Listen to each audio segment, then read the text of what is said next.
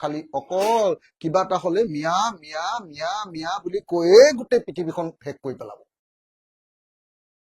মানে মইতো একদম খোলাখুলিকে কওঁ দেই, দুটা বস্তুক একদম অসমৰ পৰা একদম বৰ্জন। এটা হ'ল এই মিয়াৰ পাৰ্টিৰ চৰ্দাৰ আজমল আৰু আনটো হ'ল হিন্দু বাংলাদেশীৰ চৰ্দাৰ হিমন্ত বিশ্ব। এই দুইটা মানুহক, এটা হ'ল হিন্দু সাম্প্ৰদায়িক দলৰ চৰ্দাৰ হিমন্ত বিশ্ব শৰ্মা আৰু এজন হ'ল মুছলমান, দুইটা মানুহে গণ্ডগোলীয়া মুছলমান সাম্প্ৰদায়িক দলৰ চৰ্দাৰ বদৰুদ্দিন আজমল। এই দুইটা মানুহ যেতিয়ালৈকে থাকিব, এই দুইজন মানুহক যেতিয়ালৈকে অসমৰ ৰাজনীতিৰ পৰা বিদায় দিব নোৱাৰিম, আমাৰ ডেভেলপমেণ্টৰ কথাৰ পতাৰ একো নাই আৰু। খালি অকল কিবা এটা হলে মিয়া মিয়া মিয়া মিয়া বুলি কৈয়ে গোটেই পৃথিৱীখন শেষ কৰি পেলাব। এতিয়া বেলেগ কথা পাতিবই নোৱাৰি, কোনো কথা পতাৰ কোনো অসমত পৰিৱেশ নাই। কিবা এটা কথা পতাৰ তুমি আৰম্ভ কৰিবা যে ইমান ধাৰ ললা, এই ধাৰ লৈ কি ডেভেলপমেণ্ট কৰিলা, এইটোৰ ওপৰত চৰ্চা নহয় ন। ক'ব যে ই মিয়াৰ সমৰ্থক, আলোচনাটো অকল মিয়া। এআইডিএফৰ মানুহকেইটাক কৈ দিয়ে এনেকুৱা চাবজেক্টটো উলিয়াই দিয়া, আমি মিয়া মিয়া পুৰা চিঞৰিম। তেতিয়া এআইডিএফৰ মানুহকেইটাই ফূৰ্তি পায়। বিধানসভাখন একদম মেনেজ আপোনালোকে জানাই নিশ্চয়।